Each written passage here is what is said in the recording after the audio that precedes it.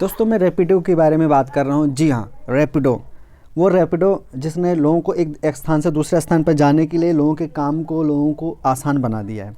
कहाँ बसों में, कहाँ और क्या कहते हैं, भीड़ भाड़ जगहों पे धक्का खाते थे। यहाँ की बड़े बड़े दिल्ली, मुंबई, बैंगलोर में जैसे शहरों में इतनी बड़ी बड़ी जाम लगते थे, जहाँ पे इसने लोगों के जीवन को काफ़ी सरल बनाया है।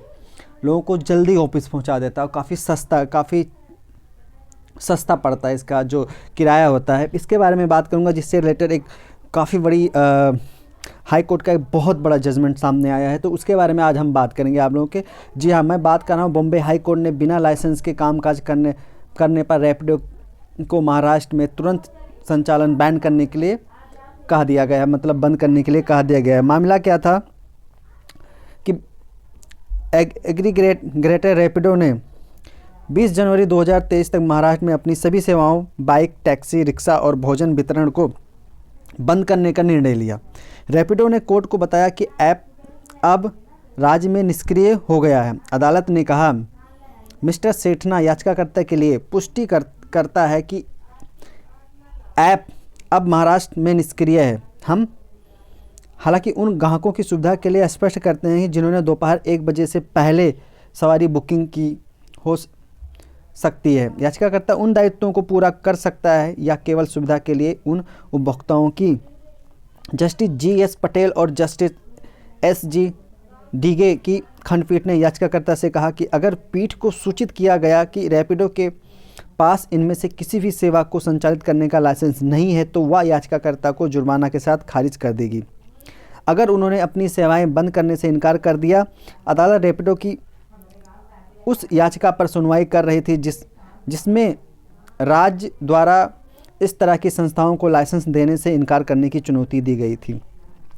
सुनवाई के दौरान advocate general doctor Virendra Saraf ने जोर देकर कहा कि यदि याचिका पर विचार किया जाना है तो याचिकाकर्ता को यह वचन देना होगा कि वह पहले अपनी सेवाएं बंद कर देगा।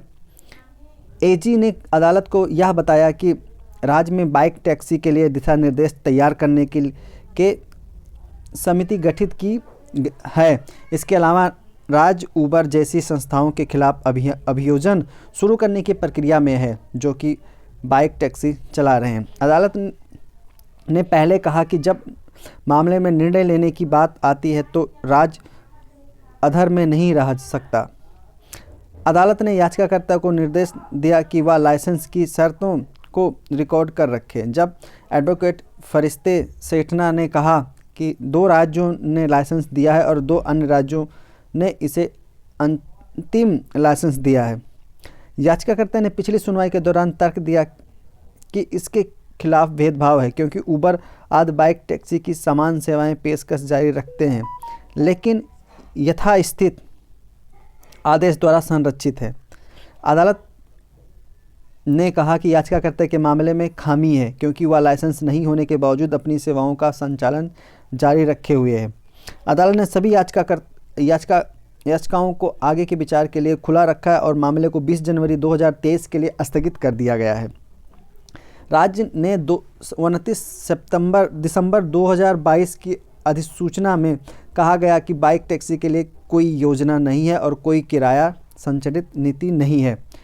बाइक टैक्सी लाइसेंस से इनकार करने के राज्य के कारणों में असंबद्ध होने के कारण अदालत ने पहले के आदेश में कहा, ऐसा लगता है कि किसी ने बाइक सवारों को अनुमति देकर यातायात की भीड़ को कम करने का, प्रदूषण में कमी और परिवहन में दक्षता सहित विभिन्न दृष्टिकोणों से स्पष्ट लाभों पर अपना विवेक नहीं लगाया। हम उम्मीद करते हैं कि इन्हें कुछ सुरक्षा आवश्यकताओं के अधीन बनाया जाएगा जिनका पालन किया जाना चाहिए, लेकिन इस तरह से पूरे प्रस्ताव को खारिज करने का शायद कोई ही कारण हो।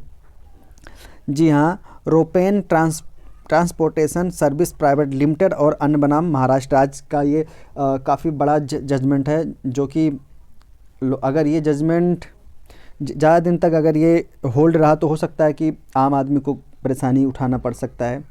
तो आने वाले समय में जो 20 तारीख को नई डेट लगी हुई है, तो उसमें हो सकता है कि कुछ नया डिसीजन लिया जा सके, कुछ नया निर्णय आए, जिससे रैपिडो और जो आम आदमी है उसके लिए भी काफ़ी फ़ायदा पहुंचा सके, फ़ायदा होगा।